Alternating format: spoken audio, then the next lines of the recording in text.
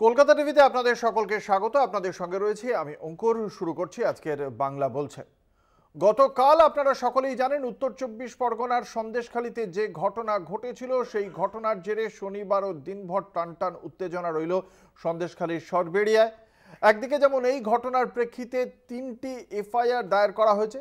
প্রথম এফআইআরটি দায়ের করা হয়েছে পুলিশের পক্ষ থেকে, যেখানে পুলিশ একটি স্বতঃপ্রণোদিত মামলা করেছে। দ্বিতীয়ত শেখ শাহজাহানের পরিবারের পক্ষ থেকে বিনা নোটিশে বিনা ওয়ারেন্টে বাড়িতে ঢুকে হেনস্থার অভিযোগ করা হয়েছে। অন্যদিকে ইডির পক্ষ থেকেও তাদের ওপর যে হামলা হওয়ার ঘটনা তার প্রেক্ষিতে একটি এফআইআর এবং তার পাশাপাশি পুলিশকে বসিরহাট পুলিশ জেলার পুলিশ সুপারকে মেলও করা হয়েছে। একদিকে যখন এই ঘটনা ঘটছে তখন শেখ শাহজাহান তিনি অডিও ক্লিপে তিনি তার বিরুদ্ধে যে সমস্ত অভিযোগ উঠছে সেই সমস্ত অভিযোগ ভিত্তিহীন, রাজনৈতিক উদ্দেশ্য প্রণোদিত বলেই তিনি দাবি করেছেন। অন্যদিকে শঙ্কর আঢ্যকে গতকাল দীর্ঘ ১৭ ঘন্টা জিজ্ঞাসাবাদ এবং তার বাড়িতে অভিযানের পর গ্রেপ্তার করে কেন্দ্রীয় তদন্তকারী সংস্থা। মধ্যরাতে তাকে যখন গ্রেপ্তার করা হয় তখনও সেখানে জনরোষ দেখতে পাওয়া যায়। তারপরে আজকে তাকে আদালতে পেশ করে বিস্ফোরক অভিযোগ করে ইডি এবং সেখানে ইডির দাবি যে তার ৯০টি নামে বেনামে সংস্থা ছিল এবং এই সমস্ত সংস্থার মাধ্যমে বিপুল টাকা তিনি বৈদেশিক মুদ্রায় কনভার্ট করতেন এবং এভাবেই রেশন বন্টন দুর্নীতির যে টাকা সেই টাকা এভাবেই কনভার্ট হয়ে বৈদেশিক মুদ্রায় রূপান্তরিত হয়ে অন্য জায়গায় পৌঁছে গিয়েছে। এবং তার সঙ্গে জ্যোতিপ্রিয় মল্লিকের ঘনিষ্ঠতার কথাও আজকে আদালতে জানিয়েছে। যদিও এই বিষয়ে শঙ্কর আঢ্যর আইনজীবীর দাবি যে এই যে অভিযোগ করা হচ্ছে শঙ্কর আঢ্যর বিরুদ্ধে সেই অভিযোগের প্রেক্ষিতে উপযুক্ত সুনির্দিষ্ট নথি বা তথ্য প্রমাণ কোনোটাই পেশ করতে পারেনি ইডি। আজকে তাকে 14 দিনের ইডির হেফাজতের নির্দেশ দেওয়া হয়েছে দুপক্ষের শুনানি শোনার পর। অন্যদিকে চলছে রাজনৈতিক চাপানোতর। যুক্তরাষ্ট্রীয় কাঠামোয় আঘাত বলে অভিযোগ করেছেন তৃণমূল কংগ্রেসের আইনজীবী সাংসদ কল্যাণ বন্দ্যোপাধ্যায় এবং পাল্টা সুকান্ত মজুমদারের বক্তব্য ২৬শে ফাইনাল হয়ে তাঁরা যখন এ রাজ্যে ক্ষমতায় আসবেন, সুকান্ত মজুমদারের দাবি বিজেপির রাজ্য সভাপতি, তখন তারা উত্তরপ্রদেশের যোগী সরকারের মতোই সন্দেশখালীতে বুলডোজার চালাবেন। এই প্রত্যেকটি বিষয় উঠে আসবে আমাদের আজকের বাংলা বলছের আলোচনায়। আমাদের সঙ্গে থাকবেন উপস্থিত বিশিষ্ট অতিথিরা, আমরা তাদের বক্তব্য শুনব। কিন্তু একদম প্রথমে শঙ্কর আঢ্যকে আজকে আদালতে পেশ করার সময় ইডির পক্ষ থেকে কি কি চাঞ্চল্যকর বিস্ফোরক অভিযোগ আনা হয়েছে শঙ্কর আঢ্যর বিরুদ্ধে আমরা প্রথমে শোনাবো দর্শকদের। ১৭ ঘন্টার ম্যারাথন তল্লাশি। এবার রেশন দুর্নীতিতে গ্রেফতার বনগাঁ পুরসভার প্রাক্তন পুরপ্রধান শঙ্কর আঢ্য। মধ্যরাতে গ্রেফতার। শনিবার শারীরিক পরীক্ষার জন্য তাকে নিয়ে যাওয়া হয় জোকা ইএসআই হাসপাতালে। সেখান থেকেই সোজা ব্যাংকশাল কোর্টে পেশ। ইডির হাতে আরও চাঞ্চল্যকর তথ্য। রেশন দুর্নীতিতে গ্রেফতার শঙ্কর আঢ্য। কোর্টে ইডির আইনজীবী ধীরজ দ্বিবেদীর দাবি, শঙ্করের ৯০টি বিদেশি মুদ্রা বিনিময় সংস্থার খোঁজ। বিদেশি মুদ্রার মাধ্যমে ২০,০০০ কোটি টাকা ব্যাংক অ্যাকাউন্টে জমা। অ্যাকাউন্টে জমা ৯ থেকে ১০,০০০ কোটি টাকা জ্যোতিপ্রিয় মল্লিকের, যার মধ্যে জ্যোতিপ্রিয় ২,০০০ কোটি টাকা বাংলাদেশ ও দুবাইয়ে পাচার। কনভার্ট করা টাকা রেশন দুর্নীতির। শঙ্করের পাসপোর্ট ও টিকিটের কোনো নথি মেলেনি। জেলবন্দি জ্যোতিপ্রিয় মল্লিকের সঙ্গে হাসপাতালে চিঠির মাধ্যমে যোগাযোগের চেষ্টা। সিআরপিএফ এর হাতে আসে সেই চিঠি। চিঠিতে বেশ কিছু ব্যক্তির নাম ও ঠিকানার উল্লেখ। জিজ্ঞাসাবাদের সময় নথি ও তথ্য দিতে অস্বীকার শঙ্করের। আদালতে ইডির আইনজীবী ধীরজ দ্বিবেদীর একের পর এক দাবি। পাল্টা যুক্তি দিয়ে তথ্য প্রমাণ পেশের দাবি জানান ধৃত শঙ্কর আঢ্যর আইনজীবী জাকির হোসেন। রেশন দুর্নীতিতে গ্রেফতার শঙ্কর আঢ্য। শঙ্করের আইনজীবী জাকির হোসেনের পাল্টা দাবি, জামিনের পিটিশনে বলা হয়েছে মাত্র ৮ লক্ষ টাকা এবং কিছু ডিভাইস পাওয়া গিয়েছে। শঙ্কর আঢ্যর সঙ্গে খারাপ ব্যবহার করা হয়েছে। আরবিআই এ বিদেশি টাকা কেনাবেচা করার অধিকার আছে। যাবতীয় নথি, আয়করের নথি আরবিআই এর কাছে দেওয়া আছে। একটিও বেআইনি লেনদেনের নথি পেশ করতে পারেনি ইডি। এসএসকেএম এর আইন শৃঙ্খলা নিয়ন্ত্রণ করার দায়িত্ব কি সিআরপিএফ এর? ওই চিঠিতে শঙ্করের নাম নেই। সম্পূর্ণ ভিত্তিহীনভাবে প্রভাবশালী তকমা দেয়া হচ্ছে শঙ্করকে।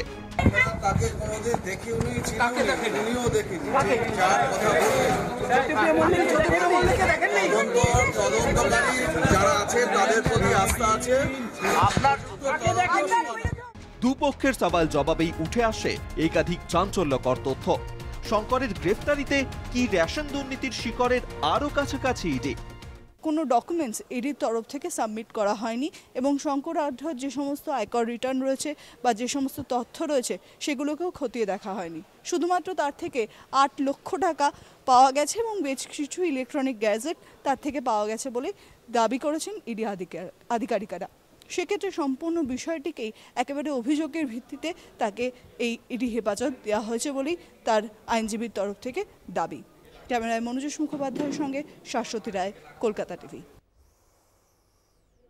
আমরা এই নিয়ে আলোচনা করব। আমাদের সঙ্গে উপস্থিত রয়েছেন বিশিষ্ট অতিথিরা, দর্শকদের সঙ্গে তাঁদের পরিচয় করিয়ে দেবো। আমাদের সঙ্গে রয়েছেন মৃত্যুঞ্জয় পাল, তৃণমূল কংগ্রেসের মুখপাত্র মৃত্যুঞ্জয় পাল রয়েছেন আমাদের সঙ্গে, রয়েছেন প্রদেশ কংগ্রেসের মুখপাত্র ধনঞ্জয় মৈত্র, আমাদের সঙ্গে রয়েছেন সিপিএম এর মুখপাত্র তীর্থঙ্কর মুখোপাধ্যায়। আপনাদের সকলকেই কলকাতা টিভির পক্ষ থেকে স্বাগত জানাই। আমি একদম প্রথমে এই বিষয়টি নিয়ে কংগ্রেসের অভিমত জানতে চাইব। যে কথা বলা হচ্ছে আজকে শঙ্কর আঢ্যর আইনজীবীর পক্ষ থেকে, আদালতে যে অভিযোগ করা হচ্ছে ইডির পক্ষ থেকে, সেই অভিযোগের সপক্ষে উপযুক্ত তথ্য প্রমাণ ইডি আদালতে পেশ করেনি। কিভাবে দেখছেন এই অভিযোগকে? অঙ্কুরবাবু, ঘটনাটা হচ্ছে বনগাঁটা আমাদের নিজেদের জেলা, উত্তর 24 পরগনার প্রান্তিক জায়গা হচ্ছে বনগাঁ। শঙ্কর আঢ্যকে ব্যক্তিগতভাবে আমি চিনি এবং রাজনীতি করার সুবাদে বহুবারই ওই অঞ্চলে যেতে হয়েছে। যেটা শঙ্করবাবুর লয়ার বলছেন যে আরবিআইয়ে টাকা দেওয়া নেওয়ার সমস্ত নথিপত্র দেওয়া আছে, যেটা বলা হচ্ছে যে সমস্ত তথ্য যা যা প্রয়োজন তথ্যর সব তথ্য দেওয়া আছে। আমার একটাই প্রশ্ন, কোর্ট আমার আপনার চেয়ে নিশ্চয়ই কোর্ট এইগুলো বিচার বিবেচনা করেই তাকে 14 দিনের হেফাজতে চেয়েছিল ইডি, 14 দিনের হেফাজতই গ্র্যান্ট করা হয়েছে। সুতরাং শঙ্করবাবু যতই বলুন যে এটা সাজিয়ে একটা ফ্রেম করে দেওয়া হচ্ছে, এবং সবচেয়ে বড় কথা হচ্ছে মানি লন্ডারিংটা যে কিভাবে হয় সেটা যা বনগাঁ এবং তার বনগাঁ বসিরহাট এবং তার পার্শ্ববর্তী অঞ্চল দিয়ে বাংলাদেশ দিয়ে দুবাই বা বিভিন্ন জায়গায়, এবং আর একটা কথা 90টা অর্গানাইজেশন ইডি দাবি করেছে।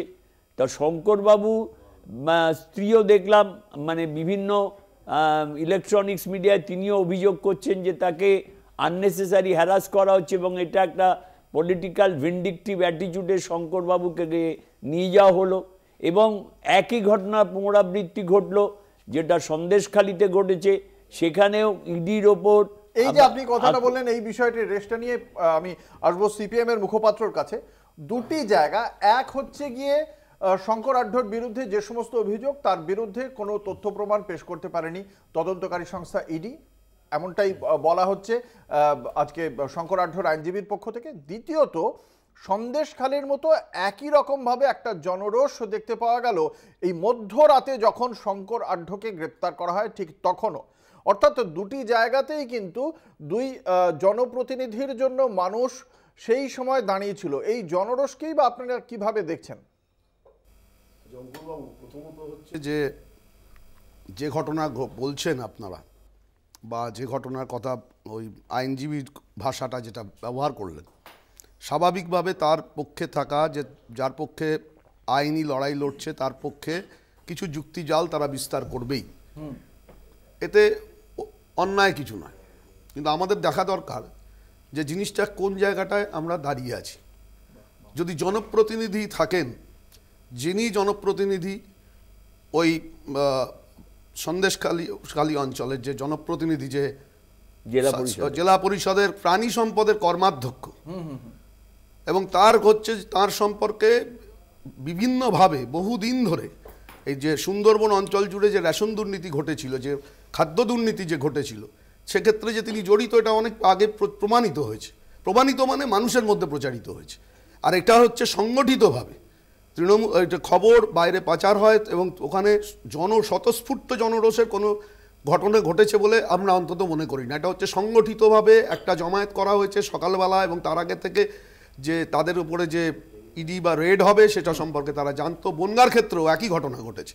সুতরাং এটাকে জনপ্রতিনিধিদের প্রতি মানুষের স্বতঃস্ফূর্ত আবেগ বা ভালোবাসার প্রকাশ বলে যেভাবে বলার চেষ্টা হচ্ছে সেটা নয়। আমরা বিষয়টাকে অন্য দিক থেকে দেখার চেষ্টা করছি। সেটা হচ্ছে যে ইডি সিবিআই এত দীর্ঘদিন ধরে যে ঘটনাগুলো ঘটছে তাকে আরও দ্রুততার সাথে তার তদন্ত করা উচিত ছিল। তার অনেক আগে থেকে তার প্রিকশন নিয়ে সে সমস্ত জায়গাগুলোতে যাওয়া উচিত ছিল। কারণ এই সন্দেশখালিতে এই ঘটনা যা ঘটেছে, এর আগে ভিডিও যিনি যার উপরে যাকে সরিয়ে দেওয়া হলো, তিনি তো এর আগে অভিযোগ করেছেন, তো অস্বীকার করা যাবে না।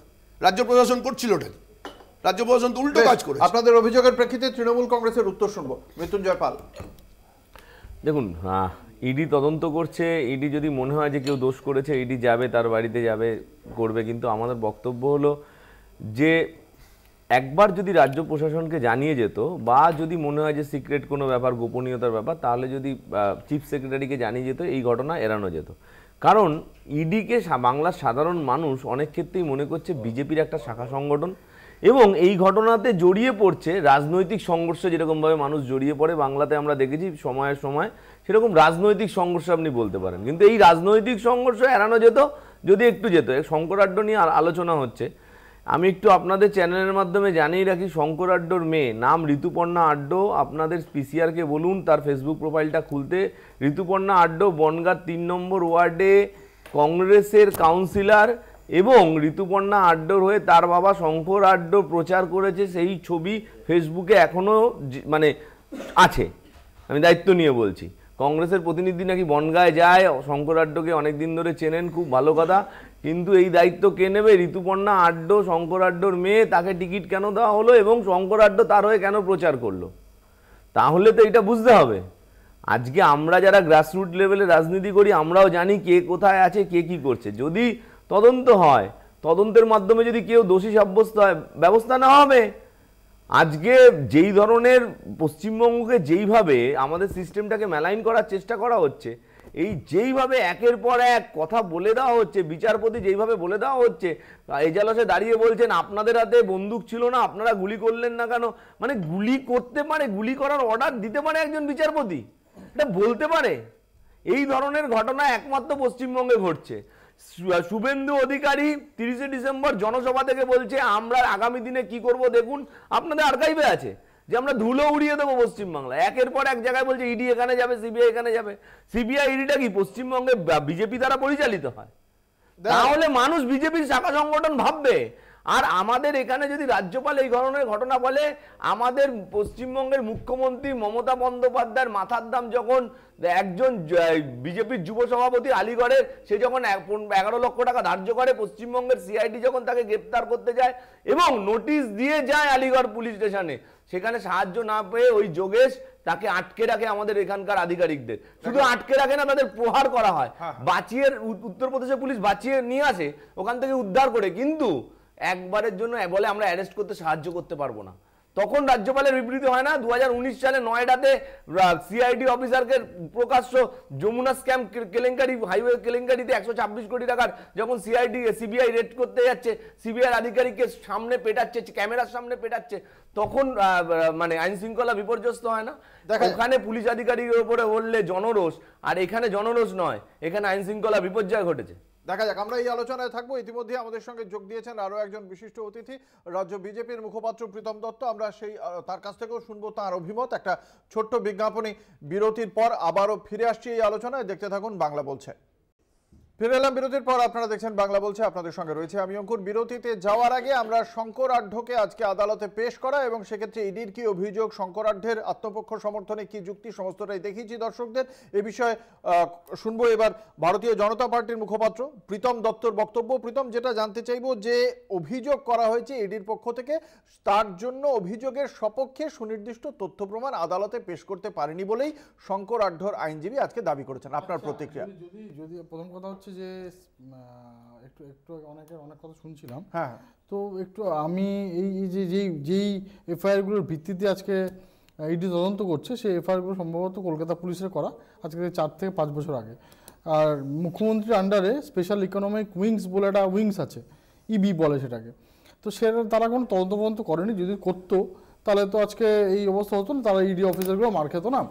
আর ভাই আমার বলছিল তৃণমূল মুখপাত্র যে আগে থেকে নাকি বলে যায়নি, কিন্তু তো আমাদের আর্কাইভেই দেখো যে ওখানকার যে এসপি সম্ভবত একটা ইন্টারভিউ দিয়ে আমি দেখেছিলাম যে উনি বলছেন যে আমাদের কাছে খবর ছিল, তারা জাস্ট জানিয়েছিল, জানিয়ে ওনার বাড়িতে চলে গেছিল। তাহলে আমি জানিয়ে রাখি, আমরা 7:10 ঘটনাস্থলে পৌঁছে ইডির তদন্তকারী আধিকারিকরা, যার কথা বলছেন বসিরহাট পুলিশ জেলার পুলিশ সুপার জবি থমাস, তিনি বলেছেন 8:20 সময় তিনি মেলটি পান।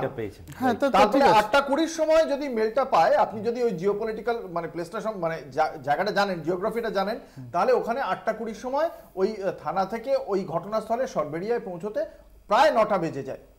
হ্যাঁ, 7:10 থেকে 9টায় প্রায় 2 ঘন্টা সময় কিন্তু ইডির তদন্তকারী আধিকারিকরা ওখানে কোনো রাজ্য সরকারের কোনো পুলিশ সেখানে ছিল না, খালি তারাই ছিলেন এবং 2জন কেন্দ্রীয় বাহিনীর জওয়ান ছিলেন তাদের সঙ্গে। সেই জন্যই ওনাদের উপর মারপিট করা যায়, এই তো যুক্তি। আমি আপনাকে তথ্যটা দিলাম, আপনি কিভাবে যুক্তি সাজাবেন? It's entirely up to you. বাকিরা এক এক রকম যুক্তি সাজাবে। সেটাই তো আমি বলছি আর কি তোমাকে, যে যাই হোক, যে মানে জানানো হলো যে আজকে তৃণমূলের যিনি বললেন, যিনি এরকম উত্তর মানে ওনাকে জানিয়ে যাননি বা জানিয়ে গেছে, কিন্তু আজকে 4-5 বছর আগে যদি তদন্তটা হতো, কলকাতা পুলিশ ঠিকঠাক করে করতো বা ওয়েস্টবেঙ্গল পুলিশ ঠিকঠাক করতো, ইকোনমিক জুনিং ঠিকঠাক করতো, তাহলে ইডির অফিসাররা, আজকে ইডির অফিসাররা মারও খেতো না, এত কিছু হতো না, আমরা তথ্য জানতেও পারতাম না। কিন্তু কথাটা হচ্ছে, আচ্ছা কী নিয়ে তৃণমূল কংগ্রেস এত বড়াই করে? তৃণমূল সব চোর বলে? তৃণমূল যেখানেই যাচ্ছে, তৃণমূল একটু আগে মৃত্যুঞ্জয় বলছিল যে ওনাদের নাকি হেনস্থা করা হয়। পুরো তদন্তটাই হচ্ছে আজকে আদালতের তত্ত্বাবধানে হচ্ছে, আদালত সব কিছু বলছে এবং তার ভিত্তিতে সব কিছু। ভারতবর্ষের কোন জায়গায় যে আদালতের তত্ত্বাবধান এরকম হচ্ছে এবং সেখানে গিয়ে সেন্ট্রাল এজেন্সি মার খাচ্ছে? অন্য এক জায়গায় তো আপনার বিরোধী রাজনৈতিক দল যেখানে সরকার চালাচ্ছে, এই আপনার ঝাড়খণ্ডেও আমরা দেখতে পাচ্ছি, এর আগে রাজস্থানে দেখতে পেয়েছি। কোন জায়গায় এরকম একটা পরিস্থিতি দেখতে পেয়েছি? কোন জায়গায় ভারতবর্ষে দেখেছি আমরা যে এই সন্দেশখালী যে শাহজাহানের কথা বলছি, উনি কে? উনি ওখানকার কুখ্যাত একজন মাফিয়া ডন, সবাই জানে। ওখানে কোনো লোক বাদ নেই, সাধারণ মানুষ। আপনাদের ক্যামেরা নিয়ে ওখানে চলে যান, জিজ্ঞেস করুন। এই শাহজাহান শেখের, আমি আপনার এই কয়েকদিন আগে এনাদের ইলেকশন গেছিল, যে ইলেকশনে উনি নিজেদের তথ্য দিয়েছিল, সেই তথ্যতে তার বাড়ি, কতটা বাড়ি আছে, কত টাকা আছে, কত নগদ টাকা আছে, সব কিছু দেওয়া আছে। টাকাটা তথ্যটা আছে, আমি আপনাকে দিয়ে দেবো। কিন্তু তারপরে দেখা যাচ্ছে তার 5টা বাড়ি, 10টা বাড়ি, 20টা বাড়ি, 40টা বাড়ি দেখা যাচ্ছে, নগদ কয়েক কোটি টাকা দেখা যাচ্ছে। মানে এটা কারা বলছে? এটা কারা বলছে? মানে এই যে আপনি বলছেন না নগদ কয়েক কোটি টাকা দেখা যাচ্ছে, হ্যাঁ, মানে এটা কার তথ্য? মানে ইডি না সিবিআই না মানে কার তথ্য? মানে রাজ্য পুলিশ ইডি বলছে যে মোটামুটি 10,000, প্রথম বললো 10 কোটি, তারপর হয়ে গেল 100 কোটি। যত তদন্ত এগোচ্ছে তত এটা। আমি একটা কথা খালি আপনাকে স্মরণ করিয়ে দেবো, আপনাকে স্মরণ করিয়ে দেবো, আপনিই বলবেন। সেই বিষয়টি হচ্ছে কি, এই ইডির অফিসার কিন্তু আদালতে গিয়ে যখন তথ্য প্রমাণ পেশ করেছিলেন অভিষেক ব্যানার্জির বিরুদ্ধে, সেখানে অভিষেক ব্যানার্জি হলফনামা দিয়ে নির্বাচন কমিশনে যা জানিয়েছে সেই তথ্যটাও ইডির কাছে ছিল না। মানে আপনারা কি তার উপর ভরসা করে এই তথ্যগুলো বলছেন, তাই তো? না, প্রথম কথা হচ্ছে যে অভিষেক ব্যানার্জির ব্যাপারে কি হয়েছিল না হয়েছিল আদালত বিচার করবে এবং আদালতে সেই ব্যাপারটা ছিল। সেই ইডি কিন্তু এই তথ্যগুলো দিচ্ছে, সেই ইডিকেই এখন এরা পেটাচ্ছে, সব ঠিক আছে। কিন্তু কথাটা হচ্ছে যে আজকে যেই শাহজাহান নিয়ে এত কথা হচ্ছে, সেই শাহজাহানকে মানে ওখানকার চোর, ডাকাত, গুন্ডা, বদমাইশ, মার্ডারার বললেও কম হবে। বেশ, বুঝলাম আপনার অবস্থানটা বুঝলাম। আমি শুধু ভারতীয় জনতা পার্টি যাতে একথাটা না বলে যে তাকে বলতে দেওয়া হয়নি, সেটাকে পুরোটাই আপনাকে বলতে দিলাম। একটা ছোট্ট বিজ্ঞাপন বলি, এই সন্দেশখালীতেই আপনার মমতা ব্যানার্জি আপনার বাচ্চাদের টাকার থেকে সাইফুন করে টাকা নিয়ে ওখানে কম্বল বিতরণ করতে গেছিল, আমরা জানি। আমরা সেখানেই দেখলাম এই সন্দেশখালীতেই, আমরা যেখানে আমফানের লোকেরা ত্রিপল পায় না, সেই ত্রিপল দিয়ে ওনার গ্যারেজ তৈরি করা আছে। এই আলোচনাতে থাকবো। প্রীতম দত্ত যে অভিযোগ করেছেন তার বিরুদ্ধে যুক্তি কি রয়েছে তৃণমূল কংগ্রেসের মুখপাত্রের কাছে, এবং বাকিরাই বা এই অভিযোগকে কতটা বাস্তব বলে মনে করেন, শুনবো তাদের অভিমত। একটা ছোট্ট বিরতির পর ফিরে আসছি, সঙ্গে থাকুন। ফিরে এলাম বিরতির পর, আপনারা দেখছেন বাংলা বলছে, আপনাদের সঙ্গে রয়েছে আমি অঙ্কুর। বিরতিতে যাওয়ার আগে ভারতীয় জনতা পার্টির মুখপাত্র প্রীতম দত্ত একগুচ্ছ অভিযোগ করেছেন, শুনবো তার উত্তর তৃণমূল মুখপাত্র মৃত্যুঞ্জয় পালের কাছ থেকে। না, প্রীতম বলছিল খুব ভালো লাগছিল না, ভারতবর্ষে নাকি কোথায় এগুলো হয় না।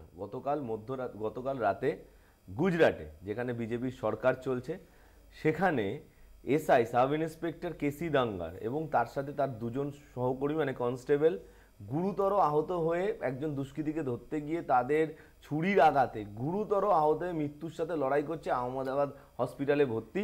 আজকে সকালবেলা 5টার সময় এনডিটিভি ব্রেকিং নিউজ। এগুলো আগে জানতে হবে। বলছে কোথাও হয়নি, আমাদের পাশের রাজ্য উড়িষ্যা। আমি তো এর আগে নয়ডার কথা বলেছি, এর আগে আমি উত্তরপ্রদেশের কথা বলছি।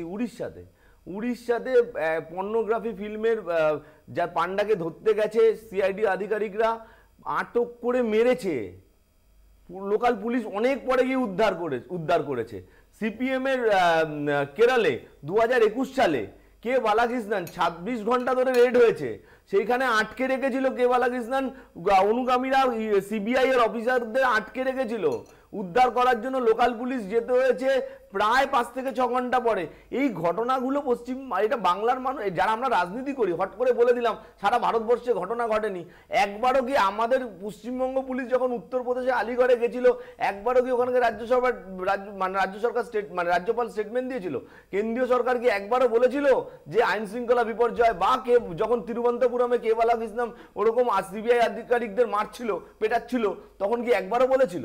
আমরা 1984 সালের বিনোদ কুমার মেহতা ভুলে গেলে চলবে? গল্ফ গ্রিনে যেইভাবে তাকে এবং তার বডিগার্ডকে যেইভাবে খুন করা হয়েছিল, তখন কি পোর্ট এলাকায় বিনোদ কুমার মেহতা এবং তার বডিগার্ডকে যেইভাবে মার্ডার করা হলো, একবারও কি বলা হয়েছিল যে 1984 যে এখানে রাষ্ট্রপতি শাসন জারি করা হোক, আইন শৃঙ্খলা ভেঙে পড়েছে? বলা হয়নি। তাহলে আমি একটা কথাই বলতে চাইছি, আমি যেটা বলতে চাইছি, তুমি যে বলছো ঘটনাগুলো ঘটেনি, আমি মনে করিয়ে দিলাম গতকাল রাতেও গুজরাটে ঘটেছে, গতকাল রাতে ঘটেছে। আগে জানো, তারপরে বলে। দ্বিতীয় কথা, এইগুলো দিয়ে জাস্টিফাই করা যায় না। একটা অবাঞ্ছিত ঘটনা, এটা না ঘটলেই ভালো, কিন্তু আমার বক্তব্য হলো যে এই অবাঞ্ছিত ঘটনা ঘটাচ্ছে কারা? ইডি মানে তো আজকে বলতে হবে, ইডি মানে আজকে বাংলার মানুষ ভেবে নিচ্ছে যে একটা বিজেপির উইং, এবং সেটা শুভেন্দু অধিকারী, সুকান্ত মজুমদার করছে। শুভেন্দু অধিকারী গতকালের স্টেটমেন্ট ওই মহিলাগুলো সমস্ত চ্যানেলে দেখাচ্ছে, বলছে এটা রোহিঙ্গা। আপনি বাঙালি বিদ্বেষী একটা দল, শুভেন্দু অধিকারী জানলো কি করে ওই মানুষগুলো রোহিঙ্গা? বিক্ষোভ হয়েছে, ক্ষোভ হয়েছে, ব্যবস্থা নেওয়া হবে, ইডি কেস করছে, ব্যবস্থা নেওয়া হোক। কিন্তু বাংলার মানুষকে, আজকে যদি বাংলার মুসলিম হয়, বাঙালি মুসলিম হয়, তাদের রোহিঙ্গা বলে দাগিয়ে দিচ্ছে ভারতীয় জনতা পার্টি। দেখি কি উত্তর রয়েছে। না, প্রথম কথা হচ্ছে যে ওখানে রোহিঙ্গা আছে কি আছে না সেটা তো আপনার প্রশাসন ঠিক করবে, এবং আমরা ওখানে কাজ আটকায়নি কেন তোমাদের সরকার? রোহিঙ্গা অনুপ্রবেশ আটকানোর দায়িত্ব কার? কাজ করার সুবাদে দেখেছি যে ওইখানে কি অবস্থা। বারবার বলছি যে একটা বেতাজ বাচ্চা, যে ওখানকার পুরো ক্রাইম কন্ট্রোল করে উনি পুরো একটা যেই জায়গাটা উনি থাকেন পুরোটাই পাশেই বাংলাদেশ। তো উনি কিছুটা করে এই আমরা শুনতে পাচ্ছি, মানে এই যে বাংলাদেশে চলে যাচ্ছে, তার মানে বর্ডারে কোনো বিএসএফ টিএসএফ বলে কোনো বস্তু নেই নাকি? না, অনেক মানে আপনিও জানেন না, প্রায় কয়েকশো কিলোমিটারের জন্য যে আমরা কিন্তু কোনো ফেন্সিং দিতে পারেননি, তো তার জন্য প্রচেষ্টা বা তার জন্য যেহেতু ফেন্সিং নেই তার জন্য বাড়তি তৎপরতা লাগে। গত কয়েক বছর ধরেই তো আমরা শুনতে পাচ্ছি বিজেপি এটা বলছে। হ্যাঁ, কি বলছে, বলার পরেও জমিটা দেওয়া হচ্ছে। তার কারণটা কি? তার কারণ হচ্ছে নিশ্চয়ই এর সাথে আপনার আমাদের যে মমতা সরকারের তার ডাইরেক্টলি যোগাযোগ আছে দেখে উনি এটা করছেন না জমি দিচ্ছেন, না কোনো সাহায্য করছেন। আবার 50 কিলোমিটার বেশি হয়ে গেছে দেখে সেটা নিয়ে আবার উনি নানা রকম উষ্ণ প্রকাশ করছেন। কিন্তু কথাটা হচ্ছে যে আজকে যেই জন্য আমরা কথা বলছি যে এই লোকটা সন্দেশখালী, এই বেতাজ বাচ্চা, একজন গুন্ডা, একজন চোর ডাকাত, যাকে ইডি ধরতে গেছিল, ওই জেলা আরেকজনকেও ধরেছে, শঙ্কর আড্ড। তার কেলেঙ্কারিটা কত টাকা? 1 টাকা 2 টাকা না, 100 200 300 400 এরকম না। এখন আমরা শুনছি 10,000 কোটি টাকার কেলেঙ্কারি। 10,000 ভোটের মুখে জানতে পারলো যে 10,000 কোটি টাকার একটা কেলেঙ্কারি হয়ে গেছে। ফরেন এক্সচেঞ্জ রেগুলেশন একটা রয়েছে 1973, সেটার প্রেক্ষিতে এখনো পর্যন্ত কিছুই জানতে পারছিল না। তোমাকে বলি অঙ্কুর, আমার মনে হয় তুমি কতগুলো জিনিস ভুল করছো। আমি জানি এই তথ্যটা আসবে, কিন্তু আমার বক্তব্য হচ্ছে গিয়ে আমি জানি এই তথ্যটা আসবে, আমি তার প্রেক্ষিতে আগেই তৃণমূলের মানে যা কথা তুমি নিজেই উত্তর দিচ্ছ, তা নিজেই আমি জানি বিজেপি কি। আমার প্রশ্নটা যেটা আগে, তাহলে এই যে ফেরা অ্যাক্টে ধরা যেতে পারতো এই ভদ্রলোককে, তার মানে কি এতদিন ধরে কোনো নজরদারি ছিল না? রেশন দুর্নীতির প্রেক্ষিতে তদন্তটা শুরু হয়েছে, আগে মানে এখন অব্দি কিছুই হাতে তথ্য না পেয়ে সেটা বলে বসা হলো 10,000 কোটি টাকা। যেটা পাওয়া গেছে সেটা নিয়েই বলা যেতে পারতো, কিছুই তথ্য সেটা আদালতে পেশ করা হলো না, কিন্তু বলে দেওয়া হলো 10,000 কোটি টাকার মানি লন্ডারিং হয়েছে বা ওখান থেকে মানি কনভার্ট হয়েছে। তার মানে তুমি বলতে চাইছি ইডি যেটা বলেছে সেটা ঠিকঠাক বলেনি, মিথ্যা কথা বলছে, কলকাতা ডিবি সেটা ক্লেম করছে, তাই তো? আমরা ক্লেম করব কেন? তুমি এর তো আগে বলছো তো এই ইডি আশ্চর্য এই ইডি যেটা কলকাতা ডিবি যেটা ইডি যেটা গিয়ে বলছে কটা অ্যাকাউন্ট আছে নির্বাচন কমিশনের হলফনামা দিয়ে দেখতে পাওয়া যায়, সেটা ইডি আদালতে জানাতে পারেনি। সেই ইডির বক্তব্যের উপর কিসের ভিত্তিতে ভরসা করব সেটা বলুন। তাহলে তুমি বলে দাও, তুমি বলে দাও যে তুমি ভরসা করছো না। আগে আদালত বললে ভরসা করবো তো। আদালতে অভিযোগ করেছে, কিন্তু তার প্রেক্ষিতে কোনো প্রমাণ দেখাতে পেরেছে বলে আমরা জানতে পারি না। প্রথম কথা হচ্ছে যে প্রমাণ আমি একটা লাইন তোমার বলতে শুনতে জাস্ট অ্যালাউ করো প্লিজ। আমি বলছি যে ওই অনুব্রত মণ্ডলের যে মানে যে বডিগার্ড ছিল তাকে যখন অ্যারেস্ট করা হচ্ছে, তাকে সেই কনস্টেবলের বলা হলো 100 কোটি টাকা সম্পত্তি, আমাদের সবার মনে আছে। আদালতে আমি দায়িত্ব নিয়ে বলছি, এখনো অবধি সিবিআই আধিকারিক, সিবিআই অ্যারেস্ট করেছিল, এখনো অবধি চার্জশিটে 1 কোটি টাকার সম্পত্তি অ্যাটাচ করতে পারেনি। 1 কোটি টাকার সম্পত্তি অ্যাটাচ করতে পারেনি। 100 কোটি টাকার সমস্ত মিডিয়াতে দেখানো হয়ে গেছে। বলো এবার তো রিপসেন মাউন্সের সব কিছু সম্পত্তি তো এবার গুড। আর তোমার আজকে ইডি একটা জাস্ট তদন্তে নেমেছে, তদন্তে কিংপিনগুলোকে ধরা পড়ছে। তারপর আজকে দেখা যাচ্ছে যে কত টাকা চুরি হয়েছে, যে 25% যে আটাটা সেটা গণনা করে দেখা যাচ্ছে মোটামুটি এত টাকা হতে পারে। এবার তার মধ্যে যে এত টাকা বাইরে চলে গেছে এবং ইডি সেটা নির্দিষ্ট করে বলেছে প্রায় 10,000 কোটি টাকা হতে পারে, তার মধ্যে অলরেডি 2,000 কোটি টাকা দুবাই চলে গেছে থ্রু শঙ্কর আড্ডা। এটা তো নির্দিষ্ট কিছু তথ্য প্রমাণের ভিত্তিতেই বলেছে। এবং কি বলেছে না বলেছে বক্তব্য আমরা একবার শোনাবো যে আজকে যাদের বিরুদ্ধে এই অভিযোগ উঠছে তাদের মধ্যে অন্যতম এই শেখ শাহজাহান, তিনি কি বার্তা দিচ্ছেন আমরা একবার শোনাবো দর্শকদের, এবং তার প্রেক্ষিতে বাকিদের অভিমত শুনবো। বিশাল এক নেতা, ওনার বক্তব্য শুনতে হবে। যারা বসে রয়েছে জেলে, কোথায় গিয়ে শাহজাহান বলছি। কি অবস্থা! কেউ আমার অঞ্চল সভাপতি যারা আছে, যুব সভাপতি যারা আছে, মহিলা সভানেত্রী যারা আছে, অল অঞ্চলের প্রধান থেকে আরম্ভ করে বুথের সভাপতি, বুথ কর্মী এবং তৃণমূল কংগ্রেসের সৈনিক যারা আছে, প্রত্যেকের কাছে আমার অনুরোধ, এই সব সিবিআই ইডি নিয়ে ভয় পাওয়ার কোনো কারণ নেই। সবাই সুবুদ্ধি সম্পন্ন মানুষ, তোমরা বুঝতে পারছো এটা একটা ষড়যন্ত্র, রাজনৈতিক ষড়যন্ত্র। ওরা আমাকে দমাতে পারলে মনে করছে সন্দেশখালী তৃণমূল কংগ্রেসটা দুমড়ে যাবে। অতএব ভয় পাওয়ার কিছু নেই। আমার মতো শেখ শাহজাহান হাজারো শেখ শাহজাহান আছে। ইডি সিবিআই যেটা করতে সেটা সম্পূর্ণ ষড়যন্ত্র, রাজনৈতিক ষড়যন্ত্র, নিশ্চয়ই সবাই বুঝতে পারতো। কংগ্রেসের মুখপাত্র শক্তি মৈত্র, ষড়যন্ত্র, ইডি ষড়যন্ত্র। দেখুন, আমি তৃণমূলের আমার ভাই বলুন বা সহ বন্ধু বলুন এবং বিজেপির দুজনেরই বক্তব্য শুনলাম, এবং কোনো কোনো জায়গায় বলা হচ্ছে যে কংগ্রেসের ভূমিকাটা কি, কংগ্রেস কি স্ট্যান্ড নিয়েছে। প্রথম কথা হচ্ছে যেটা শাহজাহানবাবু বললেন, শাহজাহানবাবু কি ওটা মানে সন্দেশখালীর মানুষরা খুব ভালো জানে।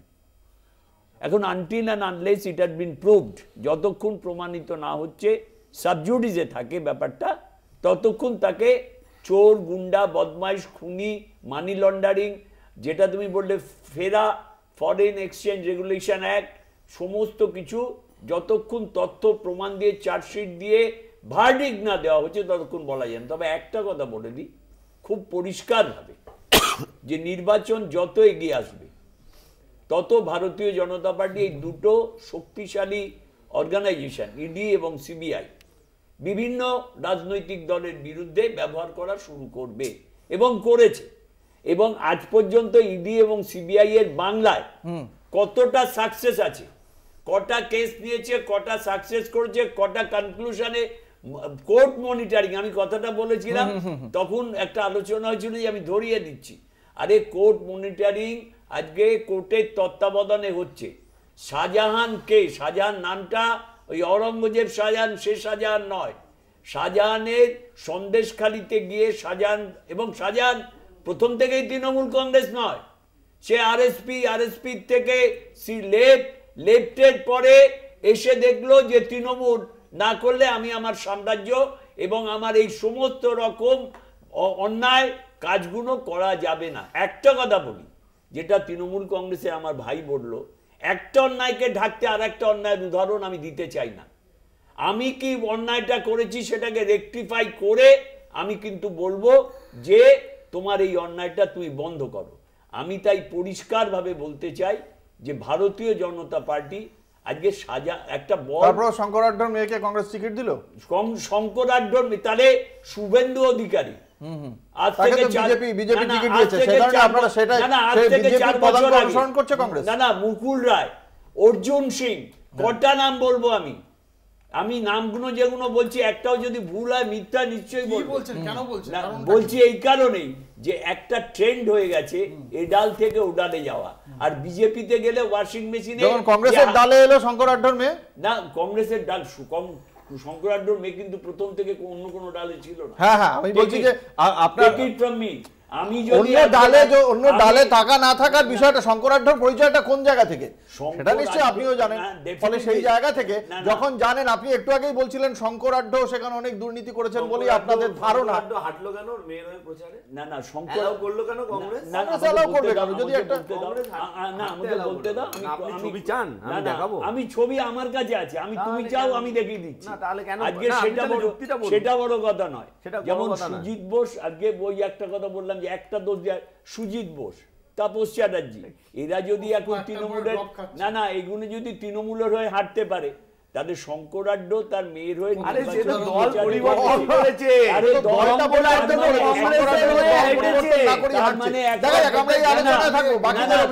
একটা ছোট্ট বিজ্ঞাপনী বিরতির পর ফিরে আসছি, সঙ্গে থাকুন, দেখতে থাকুন বাংলা বলছে। ফিরে এলাম বিরতির পর, আপনারা দেখছেন বাংলা বলছে, আপনাদের সঙ্গে রয়েছে আমি অঙ্কুর। আজকে যখন এই জনরোষ আমরা দেখতে পাচ্ছি, দুই জনপ্রতিনিধিকে গ্রেপ্তারের সময়, শঙ্করাঢ্য আগে ছিলেন জনপ্রতিনিধি, এই মুহূর্তে তিনি জনপ্রতিনিধি ছিলেন না, কিন্তু তার একটা জনভিত্তি অবশ্যই রয়েছে, যে কারণে এই জনরোষ দেখতে পাওয়া গিয়েছে। তবে বিরোধীরা, তৃণমূল বিরোধীরা তারা বলছেন এটি একটি খুব সংগঠিতভাবেই তৃণমূল কংগ্রেসের সমর্থকরা এই জনরোষটাকে তৈরি করেছেন। তো যাই হোক না কেন, এই ঘটনাকে তৃণমূল কংগ্রেসের পক্ষ থেকে রাজনৈতিকভাবে ব্যাখ্যা করা হচ্ছে যে যুক্তরাষ্ট্রীয় কাঠামোতে আঘাত করা হয়েছে। কি বলছেন তৃণমূল কংগ্রেসের আইনজীবী সাংসদ কল্যাণ বন্দ্যোপাধ্যায়, আমরা একবার শোনাবো। ভারতবর্ষের ফেডারেল স্ট্রাকচার যেটা কাঠামো রয়েছে, সেই কাঠামোর ওপর বিশ্বাস না থাকলে সেই কাঠামোটাকে যখন ভেঙে দেয় না, এগুলো তার ফলস্বরূপ হয়ে যাচ্ছে। ভারতবর্ষের গণতন্ত্র দাঁড়িয়ে আছে কিন্তু যুক্তরাষ্ট্রীয় কাঠামোর উপর। কেন্দ্রীয় সরকার সেই যুক্তরাষ্ট্রীয় কাঠামোটাকে ভেঙে দিয়েছে। সেই যুক্তরাষ্ট্রীয় কাঠামোটাকে ভাঙার জন্য কিন্তু আজকের এই পদক্ষেপ। আমরা শুনলাম কল্যাণ বন্দ্যোপাধ্যায়ের বক্তব্য। ঠিক একই অভিযোগ এর আগে যেমন কেরল সরকারের পক্ষ থেকে হয়েছিল, আবার একই রকমভাবে গত 2রা নভেম্বর এই 5 রাজ্যের নির্বাচনের ঠিক আগে কংগ্রেসের রাজ্য রাজস্থানে অশোক গেহলট মুখ্যমন্ত্রী, তার পাশে জয়রাম রমেশকে পাশে বসিয়ে বলেছিলেন যে রাজস্থানেও একই রকমভাবে ইডি এবং সিবিআই এর এই হানা চলছে, তল্লাশি অভিযান চলছে। আসবো সিপিএম এর মুখপাত্র তীর্থঙ্কর মুখোপাধ্যায়ের কাছে। কি মনে করছেন যে এই যে বক্তব্যটা রাখা হচ্ছে কল্যাণ বন্দ্যোপাধ্যায়ের পক্ষ থেকে, যুক্তরাষ্ট্রীয় কাঠামোকে ভেঙে দিচ্ছে কেন্দ্রীয় সরকার এবং তার প্রেক্ষিতেই এই জনরোষ, আপনি কি এই বক্তব্যের সঙ্গে একমত? মোটেই একমত না। বলুন। যুক্তরাষ্ট্রীয় কাঠামোকে ভেঙে ফেলার প্রয়াস নেওয়া হচ্ছে, এটা একটা বাস্তবতা। আর গতকালকে যে ঘটনা ঘটেছে, গতকাল থেকে যে ঘটনা ঘটছে, এটা আর একটা বাস্তবতা। দুটো বাস্তবতাকে একত্রিত করে আমি আমার মনের মতন করে একটা খাড়া করতে পারি, কিন্তু এ দুটো এক না। আমি একটু সময় নিচ্ছি, কারণ আমার শরীরটাও ভালো নয়, তা সত্ত্বেও আমি একটু বলছি, একটু আসতে, একটু সময় 2 মিনিট লাগবে। দেখুন, যুক্তরাষ্ট্রীয় কাঠামোকে ভাঙার প্রয়াস তো অনেক দিন ধরেই হয়েছে। সারকারিয়া কমিশন গঠনের আগের থেকে ইতিহাসগুলোকে দেখুন, কেন যুক্তরাষ্ট্রীয় কাঠামোকে বজায় রাখার জন্য লড়াই আন্দোলনে বামপন্থীরা একটা সময় নেতৃত্ব দানকারী ভূমিকা ছিল এবং তার স্বীকৃতিও হয়েছে সারকারিয়া কমিশনের মধ্য দিয়ে। যে কারণেই আমরা এই যে রাষ্ট্রপতি শাসন জারি ইত্যাদি আমরা পক্ষে নই, কোনোদিন ছিলামও না, আজও নই। কিন্তু আমার কথা হচ্ছে, তার সাথে ইডি সিবিআই তদন্ত, এই দুটোকে একত্রিত করা যায় না। ইডি সিবিআই যেভাবে তদন্ত করছে, এই যে তদন্তের যে গতি, এই গতি সঠিক লক্ষ্যকে পৌঁছতে পারবে বলে আমরা অন্তত মনে করি না। কারণ যে ঘটনা, যেমন ধরুন একটা উদাহরণ হিসেবে আমরা বলছি, একটা এই যে নিয়োগ দুর্নীতি সংক্রান্ত মামলায় আমার নিজের ব্যক্তিগত প্রত্যক্ষ অভিজ্ঞতা থেকে আমি বলছি, আমি কারোর কাছ থেকে শুনে বলবো না, সেটা হচ্ছে যেখানে অনেক কথা শুনছিলাম। পার্থ চ্যাটার্জি গ্রেপ্তার হলেন, আজ পর্যন্ত তার বিরুদ্ধে যে অভিযোগ ফ্রেম হলো, তার পরবর্তীকালে যে ঘটনাগুলো ঘটলো, তার মধ্যে লিঙ্কম্যান যারা ছিল তাদেরকে দুই বেহালার সমস্ত লোক চেনে। ইডি জানে না, সিবিআই জানে না, আমাদের তদন্তকারী সংস্থার বাকিরা জানেন না। 1.5 বছর পরে কিন্তু এই ধরা হচ্ছে না কেন? ধরা হচ্ছে না কারণ আমাদের পরিষ্কার বক্তব্য যে এই যে বিভিন্নভাবে মানুষকে প্রবঞ্চিত করার যে প্রয়াস চলেছে, সেই প্রয়াসের মধ্যে তার মধ্য থেকে রাজনৈতিক হাতিয়ার হিসেবে ব্যবহার করার যে অভিযোগ ওঠে, আমি একটু ভিন্ন আঙ্গিকে রাজনৈতিক হাতিয়ার হিসেবে ব্যবহার করতে বলছি। সেটা হলো যে এটাকে সিবিআই ধরতে পারছে না, পার্থ চট্টোপাধ্যায়ের সঙ্গে লিঙ্কম্যান হিসেবে যাদের নাম উঠে এসেছিল আজ পর্যন্ত ধরা যায়নি। বলুন, আজ সব তো ইডি সিবিআই ধরেছে, যত চোর ভেতরে আছে সব তো ইডি সিবিআই ধরেছে।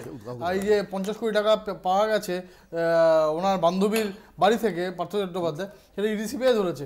ওই ইডি সিবিআই যে ওই দেওয়ালের উপর উঠে গেছিল ওই তৃণমূলের চোর এমএলএ, তাকে ইডি সিবিআই ধরেছে। আপনার অনুব্রত মণ্ডল, যাকে নাকি কাগজে বাগটাক বলা হতো, অনেক বড় বড় কথা, তাকে ইডি সিবিআই ধরেছে। যা যা করেছে ইডি সিবিআই ধরেছে। না না, উনি এই কথা বলছেন না, যে কথাটা সিপিএম এর মুখপাত্র বলছেন যে যাদের বিরুদ্ধে যা যা অভিযোগ ছিল তাদের অভিযোগ করে দোষী সাব্যস্ত করা, জেলে রয়েছে তো অনেকেই, দোষী সাব্যস্ত করার মতো তথ্য প্রমাণ আদালতের সামনে দিতে পারেনি।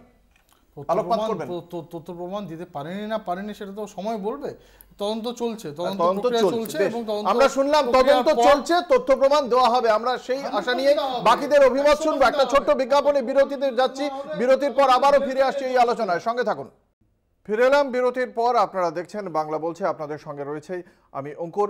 আজকে যে বিষয় নিয়ে আলোচনা হচ্ছে তারই প্রেক্ষিতে রাজ্য বিজেপি সভাপতি সুকান্ত মজুমদার, তারা ক্ষমতায় এলে কি করবেন, তারা কবে ক্ষমতায় আসবেন, সেই বিষয়ে তার পরিকল্পনা বা রাজ্য বিজেপির অবস্থান যাই বলুন, তিনি সেটা জানিয়েছেন। আমরা দর্শকদের শোনাবো তার বক্তব্য।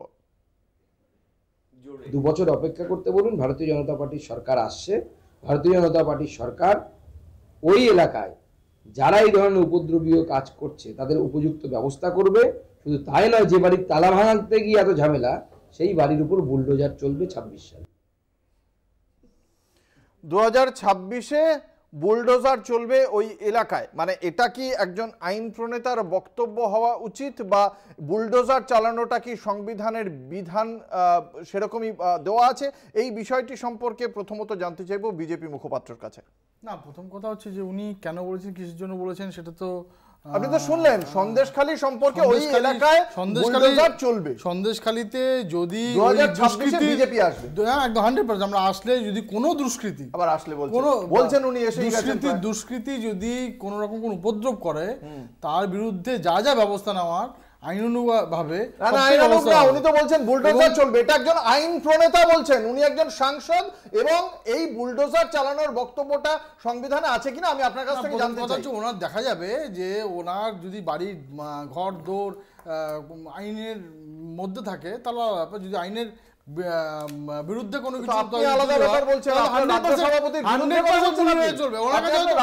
বিরুদ্ধে ওনার কাছে তথ্য আছে যে ওনার ওই 5-6টা বাড়ি, 10টা বাড়ি, 20টা বাড়ি, যেগুলো বাড়ি আছে ওটা আইনের বিরুদ্ধে আছে, তাই হয়তো বুলডোজার চলবে। আমি একটা কথা বলি, যার অরিজিনটাকে থেকে অস্বীকার করতে পারে না, যার মানসিকতাই অটোক্রেসি, যার মানসিকতায় অন্য রাজনৈতিক দলের আরে খুনি হোক, জোচ্চোর হোক, আর তার জন্য আইন আছে, আইন প্রণেতা বা রাজ্য সভাপতি আসছি আমরা 26-এ, বুলডোজার চালাবো, তালা ভাঙতে ঠুকঠুক করতে হয়েছে সিবিআইকে, এ কথাগুলো সুকান্ত বাবুর মুখে মানায় না।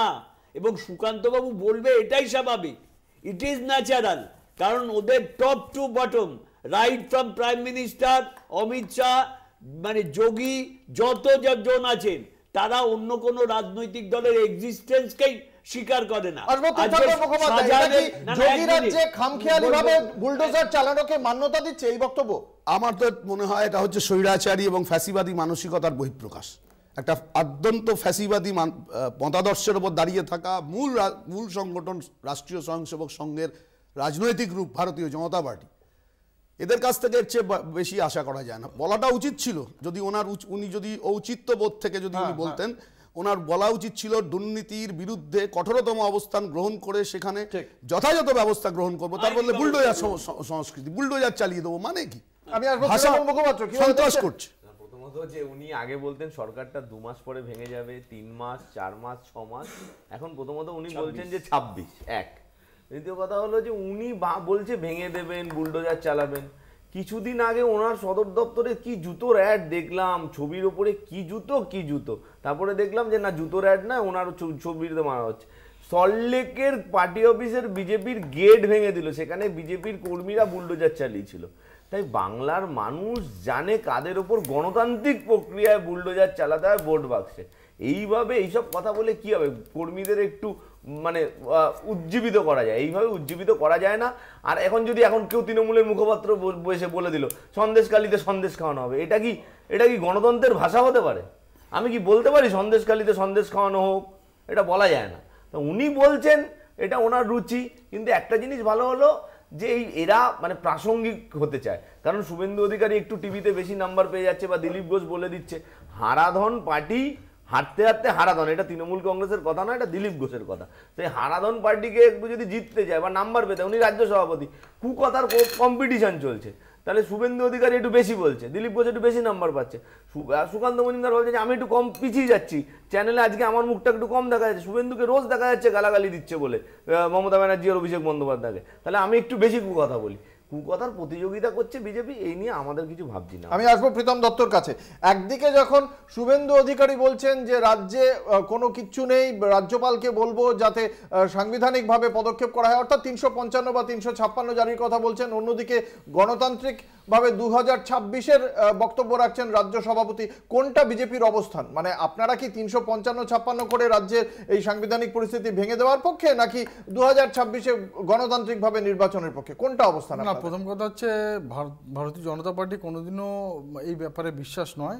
এর আগে 149 বার বিভিন্ন রকম রাজ্য সরকার ভেঙে দিয়েছে কংগ্রেস, এবং বিভিন্ন রকমভাবে করেছে। বিজেপি আজকে যেটা বলছে যে আজকে এই যে এই স্ট্যান্ডটা যেহেতু রাজ্যপাল একজন কনস্টিটিউশনাল পোস্ট, উনি কিভাবে নেবেন বা কিভাবে দেখবেন বা কিভাবে করবেন সেটা শুভেন্দু আইন প্রণেতা হিসেবে এই কথাটা বলা সঠিক হয়েছে বলে মনে করেন? শুভেন্দু 100% আইন প্রণেতা হিসেবে এই কথাটা বলা সঠিক হয়েছে বলে মনে করেন? পুরো কথাটা শুনুন না, যে Suvendu Adhikari as a leader of opposition, as a cabinet rank, উনি রাজ্যপালকে রিকোয়েস্ট করতেই পারেন যে রাজ্য আজকে যেখানে যেই আইন শৃঙ্খলা যে পর্যায়ে চলে গেছে উনি ইমিডিয়েটলি স্টেপ নেন। এবং আমরা দেখেছি যে রাজ্যপাল তার স্টেটমেন্টে জানিয়েছেন যে it's not a banner Republic. আবার মুশকিল তো এটাই, তোমার মমতা ব্যানার্জির মতো কু করেনি তো। মুশকিলটা হচ্ছে যে এই কু পলিটিক্স আমরা করি না,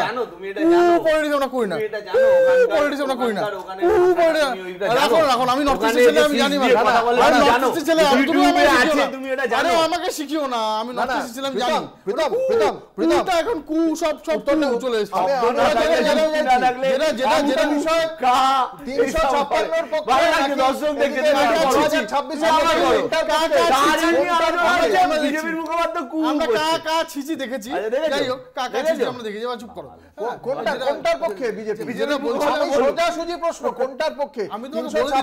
নাকি আইন প্রণেতা হিসেবে বুলডোজার চালানো? না, প্রথম কথা হচ্ছে আইন প্রণেতা যখন হবেন, আইন হবে, তারপর আইন প্রণেতা সাংসদ, একজন আইন প্রণেতা, তিনি আইনটা তৈরি করেন, তার মুখে বুলডোজারের ভাষণ শোভা পায়?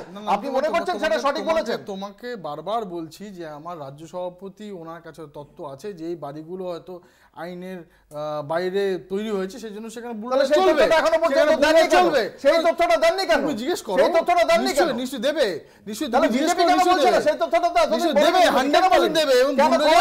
যদি কোনো আইনের বহির্ভূত কিছু হয় তাহলে 100% মূল হয়ে চলবে, 100% মূল হয়ে চলবে, 100% মূল হয়ে চলবে। যদি আইনের বিরুদ্ধে কোনো কিছু হয়, আইনের 100% মূল হয়ে চলবে, এটা আমাদের আইনের মধ্যেই আছে। কিভাবে দেখছেন বিজেপির এই বক্তব্যকে? আমি একটা কথা বলি, আমি জানি না, শুভেন্দু অধিকারী বক্তব্য শুনেছি, আর ওদের প্রেসিডেন্টের বক্তব্য শুনলাম। শুভেন্দুবাবু কি বলেছেন যে আমাদের যিনি অনারেবল গভর্নর তিনি ex IAS, he has got vast experience how to rule the government, এবং তিনি বলেছেন when constitution will be in crisis he will take step. সেই জায়গায় দাঁড়িয়ে আজকে আমি একটা কথা বলি, শুভেন্দুবাবু কথাটা এই বলেছেন যে শুধু একবার রেকমেন্ডেশন করে পাঠান। দিল্লিতে গিয়ে 70 জনকে নিয়ে এবং 18 জন সাংসদকে নিয়ে দরবার করার দায়িত্ব নাকি শুভেন্দুবাবু। আবার সুকান্তবাবু বলছেন যে 26 সালে যদি আমরা আসি, অর্থাৎ ডিউ পিরিয়ড যখন অ্যাসেম্বলি ইলেকশন হবে তখন যদি আমরা আসলে বুলডোজার চালাবো। দুটোর একটা কথাও গ্রহণযোগ্য নয় এবং সমর্থনযোগ্য নয়। কারণটা হচ্ছে আজকে যেটা অঙ্কুর তুমি বলেছো, পার্লামেন্টে আইন প্রণয়ন করা হয়, আইন প্রণয়ন করার জায়গা হচ্ছে পার্লামেন্টের আপার হাউস এবং লোয়ার হাউস।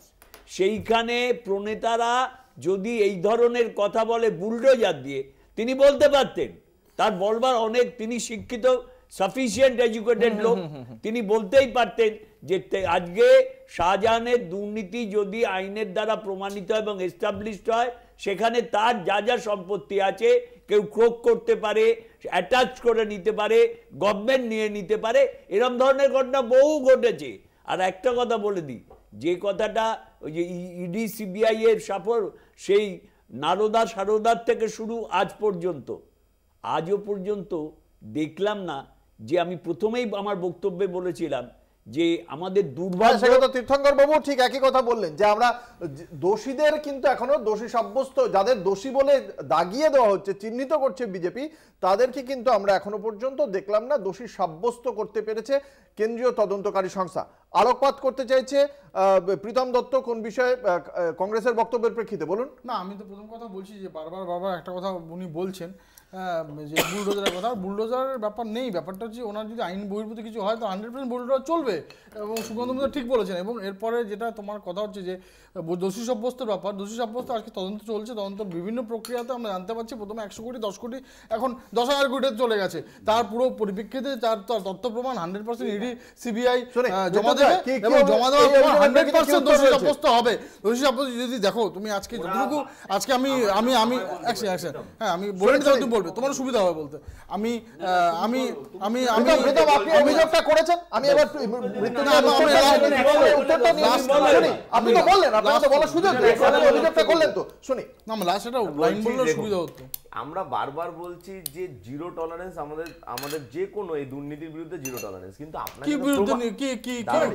আপনাদের তো প্রমাণ করতে হবে। দুটো জিনিস আমাদের দাবি, এক প্রমাণ করুন, আর কত প্রমাণ হবে ট্রায়ালের মাধ্যমে, আর দ্বিতীয় কথা হলো তদন্ততে শুধুমাত্র তৃণমূল কংগ্রেস এর উপরেই তদন্ত হবে, আর তৃণমূল কংগ্রেস থেকে অন্য দলে গেলে তদন্ত হবে না সারা ভারতবর্ষ জুড়ে। আমি একের পর এক উদাহরণ আপনাদের চ্যানেলে আমি তার জন্য রিপিট করতে চাইছি না। আমি বলছি পশ্চিমবঙ্গের মধ্যে যদি আমি থাকি, আপনি শুভেন্দু অধিকারীকে দলে নিয়ে বিরোধী দলনেতা করবেন, আর আপনি বলবেন আমি দুর্নীতির বিরুদ্ধে লড়াই করব, দুটো একসাথে হতে পারে না, দুটো একসাথে হতে পারে না। আপনি এই যে একটা অন্য বলে গেছে, আপনি বলুন তো নারদা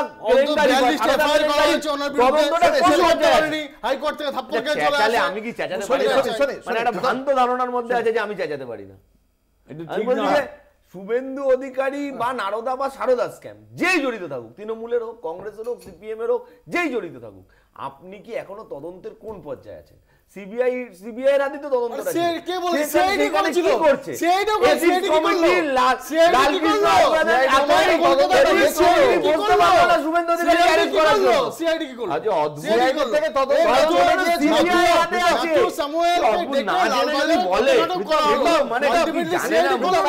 একটা বিষয় এইটা হয়তো আপনার মানে তথ্যের সীমাবদ্ধতা রয়েছে। সিআইডি থেকে তদন্তটা চলে গিয়েছিল কেন্দ্রীয় তদন্তকারী সংস্থার হাতে, তারা এখনো পর্যন্ত কাউকে দোষী সাব্যস্ত করতে পারেনি, সেটাই সমস্যা। আপনি এখনো সিআইডি তে পড়ে থাকলে বিষয়টা হবে না, এটা কেন্দ্রীয় তদন্তকারী সংস্থার কাছে গিয়েছিল। একসাথে আজকে আলোচনার কাছে একটা বিজ্ঞাপনী বিরতিতে আমাদের যেতে হবে, বিজ্ঞাপনী বিরতির পর আবারও ফিরে আসছি, দেখুন এখন বাংলা বলছে। ফিরে এলাম বিরতির পর। আপনারা দেখছেন বাংলা বলছে, আপনাদের সঙ্গে রয়েছি আমি অঙ্কুর। একদম প্রথমে যাব ভারতীয় জনতা পার্টির মুখপাত্রর কাছে। আপনাদের দাবি অনুযায়ী শুভেন্দু অধিকারী বলছেন রাজ্যের সাংবিধানিক পরিস্থিতি, আইন শৃঙ্খলা পরিস্থিতি একেবারে ভেঙে পড়েছে। অন্যদিকে 2026 অবধি অপেক্ষা করার কথা, নির্বাচনের কথা বলছেন সুকান্ত মজুমদার। আপনারা কোনটার পক্ষে? আপনারা কি মনে করেন এই মুহূর্তে 356 জরুরি? না না, আজকে রাজ্যের অবস্থা যেই জায়গায় নিয়ে গেছে, তো আমরা শুধু না, আজকে বিরোধী বিভিন্ন দলের নেতারাও তাই বলছে। আজকে অধীর চৌধুরীর যদি আপনি বক্তব্য শোনেন, সেখানেও দেখবেন উনি কীভাবে জোরালো সওয়াল করেছেন। তার কারণ হচ্ছে আজকে যেই জায়গায় উনি নিয়ে চলে গেছেন রাজ্যের পরিস্থিতি, সেই জায়গায় সেসব দাবি ছাড়া 356 জরুরি বলে মনে করছেন? 100% জরুরি, 100% জরুরি। তাহলে 356 বদলে নির্বাচনের কথা কেন বলছেন সুকান্ত মজুমদার? 356 জরুরি এবং নির্বাচনটাও তো জরুরি। 356 নির্বাচনটা তো 26-এ হবে, ওটা তো এমনি, ওটা তো সময়ের নির্বাচন। তাহলে 356 হলে তো আর নির্বাচনের ব্যাপার নেই। কেন? কে বলেছে? তাহলে তো এখনই নির্বাচন করতে হবে। তাহলে তো মুশকিলটা আছে। তুমি যদি না না, তাহলে রাষ্ট্রপতি শাসন তো 6 মাস অন্তর, তাহলে আবার অর্ডিন্যান্স করে আবার বাড়াতে হবে। তার আগে গণতান্ত্রিকভাবে নির্বাচন হবে। তুমি তো এখন ঠিক করে দিতে পারো। আমি তো সেটাই বলছি, নির্বাচনটা কোনটা হবে? কোনটা হবে? নির্বাচনটা হবে না 356টা হবে? আমি আইনের কথা বলছি। নির্বাচনটা হবে, যে যদি 356 যদি আজকে রাজ্যপাল রেকমেন্ড করে, সেটাও দরকার। আজকে এর আগেও তো আপনি কি আইনটা জেনে বলছেন না আইনটা না জেনে বলছেন? আমরা আইনটা জেনেই বলছি। এর আগে 149 বার কংগ্রেস গভর্নমেন্ট মোটামুটি কংগ্রেস গভর্নমেন্ট করেছে, ঘটনা করেছে, 149 বার এরা করেছে। তো সুতরাং আজকে যদি করতে পারে 356, যেই জায়গায় আজকে জনগণদের নিয়ে চলে গেছে, যে পরিস্থিতি আজকে চলে গেছে, যে আজকে চাল নেই, ডাল নেই, শিক্ষা নেই, চাকরি নেই, বাকরি নেই, শুধু আছে এখন 356 জরুরি। আমি আসবো কংগ্রেসের কাছে। বিজেপির বক্তব্য, আপনাদের দলের নেতা অধীর রঞ্জন চৌধুরীও নাকি একই বক্তব্য রেখেছেন। অধীর রঞ্জন চৌধুরীর পাশাপাশি আমি বলবো যে রাজ্যের কলকাতা হাইকোর্টের বিচারপতি, তিনিও এই ধরনেরই একটা বক্তব্য রেখেছেন, যেখানে আইন শৃঙ্খলা ভেঙে পড়া সম্পর্কে আশঙ্কা প্রকাশ করেছেন, রাজ্যপালের ভূমিকাও প্রত্যাশা করেছেন বিচারপতি। তারপরে আমরা দেখেছিলাম কালকে রাজ্যপালও বক্তব্য রেখেছেন। আপনারা কি মনে করেন আদতে? অঙ্কুর, ব্যাপারটা বলি, বিজেপির প্রতিনিধি কখনো অধীরকে আসামির কাঠগড়ায় দাঁড় করায়, প্রয়োজনে অধীরের বিবৃতিটাকে এস্টাবলিশ করায়। যেমন বললো 149 বার কংগ্রেস 356 অ্যাপ্লাই করে ভেঙে দিয়েছে, আবার বলছে যে অধীরও এই কথা বলেছে। একটা কথা খুব পরিষ্কার জানা দরকার, আমি খুব পরিষ্কারভাবেই বলি, যে শাহজাহান না, রাজ্যের আইন শৃঙ্খলা রাজ্যের আইন শৃঙ্খলা আজ থেকে ভাঙছে না। রাজ্যের আইন শৃঙ্খলা ভাঙার 356 আমি মনে করি না এখনই এস্টাবলিশ। তার জন্য রাজ্যপাল আছে, তার জন্য বিভিন্ন তদন্ত আছে, তার জন্য বিভিন্ন রকম মতামত আছে। ইচ্ছে করলেই আমি 356 অ্যাপ্লাই করবো। অনেক পরের কথা। কংগ্রেস কি মনে করে এটার প্রয়োজন আছে? কংগ্রেস, দেখুন, অধীরবাবু একটা বক্তব্য রেখেছে কালকে, আমার সভাপতি বক্তব্য রেখেছে, আমি সভাপতির বক্তব্যকে তো আমি ডিনাই করছি। আপনি কি মনে করেন, মানে কংগ্রেস কি মনে করে? তার মানে 356 জরুরি বলে মনে করে কংগ্রেস? আইন শৃঙ্খলার যে পরিস্থিতি হয়েছে, তীর্থঙ্কর মুখোপাধ্যায়, সিপিএম কি মনে করে? আমরা চিরকালই 356 ধারার বিরোধী।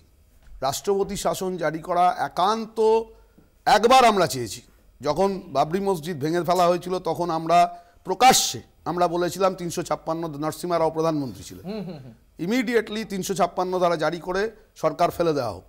কারণ 356 ধারা ভারতবর্ষে প্রথম প্রয়োগ হয়েছে কমিউনিস্ট সরকারের উপরে 1959 সালে কেরলে সংখ্যাগরিষ্ঠ থাকা সত্ত্বেও। সুতরাং আমরা এই ধরনের ব্যবস্থার বিরোধী। আর আজকের দিনে আমাদের যেটা কথা, আইন শৃঙ্খলার অবস্থা ভালো নয়, আর এসব চোর ডাকাত গুন্ডা মস্তানগুলো এই যে বলছেন, এই যে শাহজাহান ফাজাহান এই সমস্ত বলছেন, আমি এই ভাষাতেই বলছি, কিছু মনে করবেন না।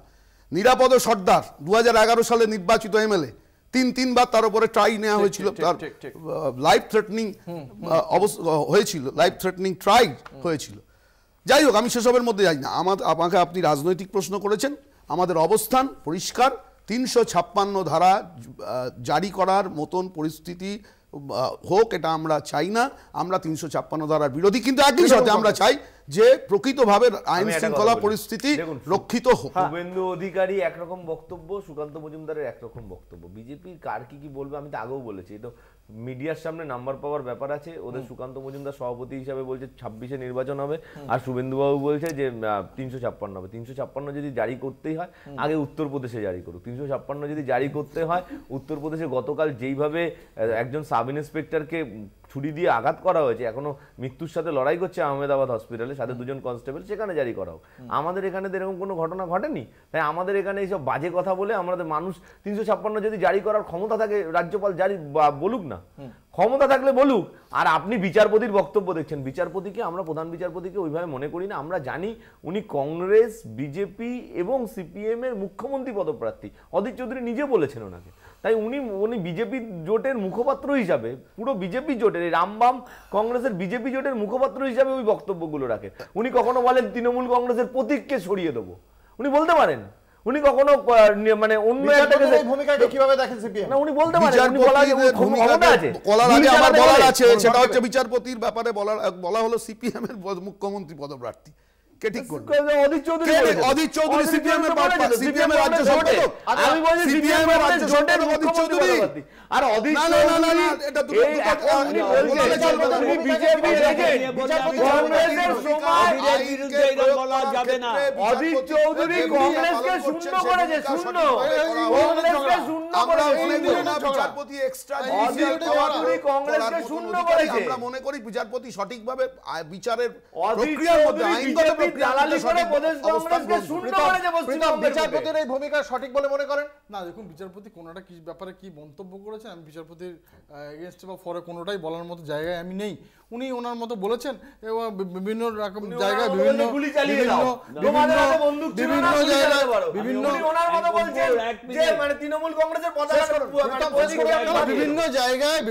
বিভিন্ন রকম ভাবে এর আগে প্রচুর বিচারপতি বিভিন্ন রকম মন্তব্য করেছেন। যেটা কোনো কিছু একটা জায়গায় মন্তব্য করা আর সেটাতে আপনার ভার্ডিক্ট দেওয়ার মতো আকাশ আর পাতাল তফাৎ আছে।